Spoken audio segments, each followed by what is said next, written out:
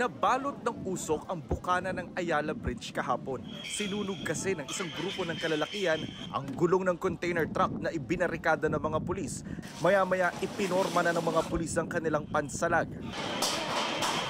Namamato ng bato at bote ang mga kabataang nakatakip ang muka. Ilang sandali lang, umabante na ang isang grupo ng mga pulis. Pinalibutan nila ang isang bumbero para makalapit sa container truck at maapula ang apoy. Hanggang nagkatakbuhan na ang pulisya palusog sa direksyon ng mga nanggulong kabataan. May dumating din pala kasing dagdag puwersa ng pulisya galing Luneta. Kaya nagpulasa ng mga nanggulong kalalakihan pero may ilang mga inabutan at pinagdadampot.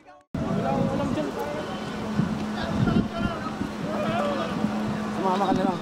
Duguan naman ang ulo ng isang kabataang inaresto matapos daw siyang tamaan ng police shield. Gate niya, hindi siya namato at nagsunog. Ba't ka napalo? Nakaupo lang po ako dito naman sa akin nalatiw.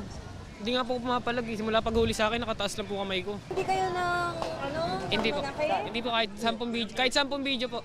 Ayon sa PNP, nasa 17 individual ang hinuli ng Manila Police. Nasa 30 pulis naman ang sugatan, sabi ng NCRPO. Isa sa kanila ang pulis na ito na tinamaan daw ng likido galing sa ibinato sa kanilang galon na mabaho raw at mapanghi.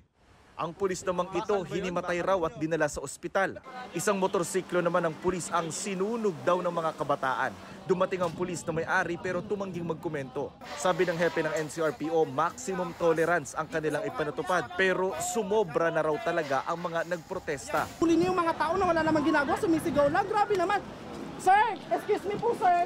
Kung pwede pakisabihan ko yung mga pulis na huwag sila nananakit ang taong walang ginagawa.